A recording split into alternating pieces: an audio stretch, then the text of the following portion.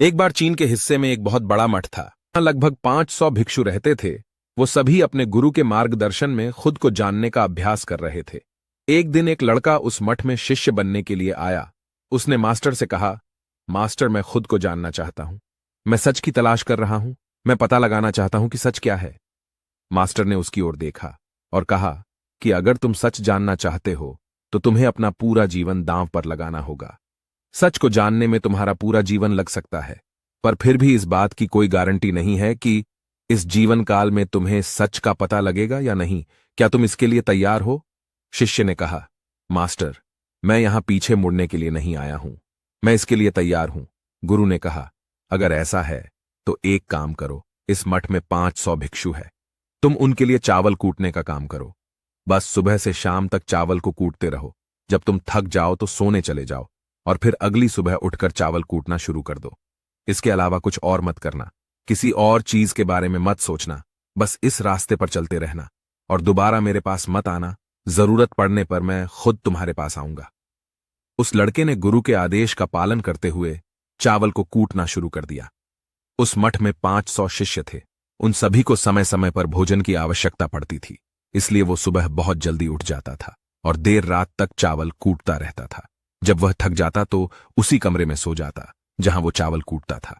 वो किसी से बात नहीं करता था और ना ही कोई उसके पास बात करने आता था। कुछ महीनों तक चावल कूटते हुए उसके मन में पुराने विचार आते रहे, लेकिन जब उन विचारों को कोई नया विषय नहीं मिला तो वो अपने आप ही मिट गई।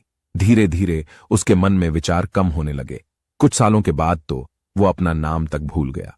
वो हमेशा चुप रहता और विचारहीन अवस्था में बस चावल कूटता रहता। उसने ना तो कभी ध्यान किया था और ना ही कभी कोई शास्त्र पढ़ा था। मठ के बाकी शिष्य उसे मूर्ख समझते थे। ऐसा करते हुए 12 साल बीत गए। 12 साल बाद एक दिन मास्टर ने घोषणा की, अब मेरा आखिरी समय आ रहा है, पर मुझे अपना उत्तराधिकारी चुनना है जो मेरे बाद इस मठ का मुख्य होगा। इसलिए मेरा कोई भी शिष्य जिसे लगता है कि उसे आत्म साक्षात्कार हो गया है और उसने खुद को जान लिया है, तो रात को मेरे दरवाजे के पास आकर इस दीवार पर कुछ पंक्तियां लिखे जिसमें उसकी जिंदगी का सारा अनुभव समाया हो। कई शिष्यों ने ऐसा करने के बारे में सोचा। मठ के प्रमुख शिष्यों में से एक ने वहां जाकर कुछ पंक्तियां लिखीं। उसे बौद्ध धर्म ग्रंथों का बहुत ज्ञान था। सभी शिष्यों को लगता था कि वो इस मठ का उत्तराधिकारी बन सकता है। उसने लिखा था कि मन एक दर्पण की तरह है जिस पर विचारों और इच्छाओं की धूल जमा हो जाती है। इस धूल को हटाने के लिए ही ध्यान है, जिसकी धूल हट जाती है और मन का दर्पण साफ हो जाता है, वो मोक्ष को प्राप्त कर लेता है।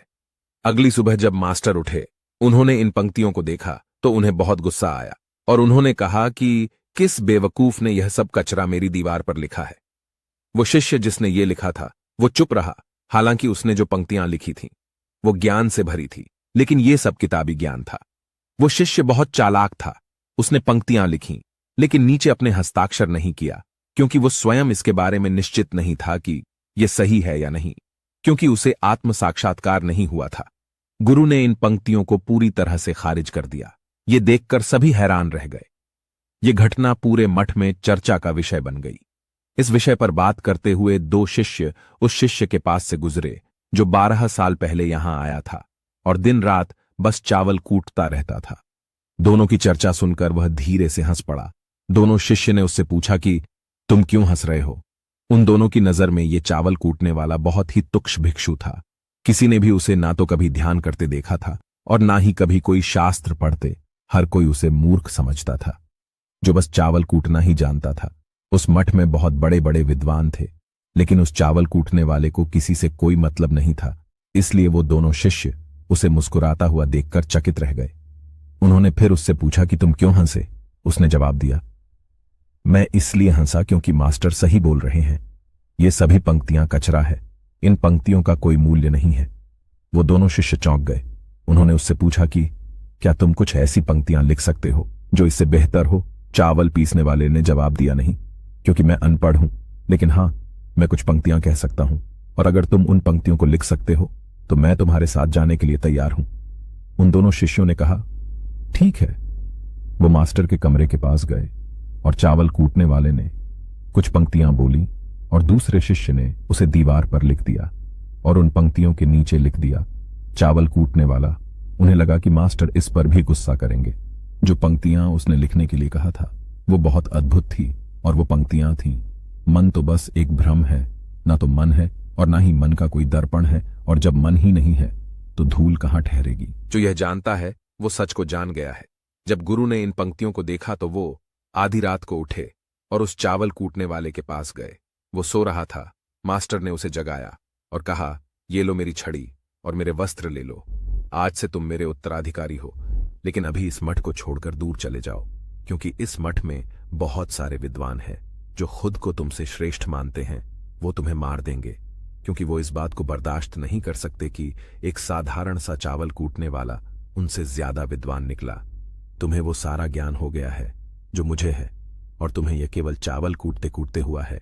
और मुझे पता है कि तुम जहां भी जाओगे लोग तुम्हारे पास आने लगेंगे, क्योंकि जब कोई फूल खिलता है तो उसकी महक हर तरफ फैलने लगती है। उसने अपने गुरु के पैर छुए और आधी रात को ही वहां से चला गया। अगर हम अपनी जिंदगी में देखेंगे तो पाएंगे कि बहुत से लोग सोचते हैं कि ध्यान केवल एक जगह बैठकर आंखें बंद कर ही किया जाता है, लेकिन हकीकत में ध्यान तो चलते चलते भी किया जा सकता है, या अपना कुछ काम करते हुए भी ध्यान किया जा सकता है।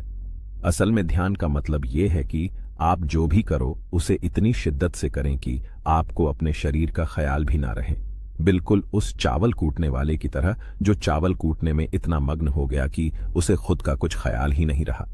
चावल कूटते हुए ही उसने आत्म साक्षात्कार प्राप्त कर लिया। इसी तरह जैन का अर्थ है हर समय वर्तमान में रहना और कुछ नहीं सोचना, क्योंकि मन तब तक ही है जब तक विचार है। जब विचार ही नहीं रहेंगे तो मन भी गायब हो जाएगा, और जब मन ही नहीं रहेगा तभी आप केवल अपने आप को सही मायने में जान पाओगे। असल में हमें अपने वास्तविक स्वरूप को जानने के लिए कोई अन्य साधना की आवश्यकता है ही नहीं। हम जो कुछ भी कर रहे हैं बस उसमें पूरी तरह से खुद को जानने की जरूरत है। अपने काम में ऐसे लीन हो जाओ कि आपका काम ही ध्यान बन जाए।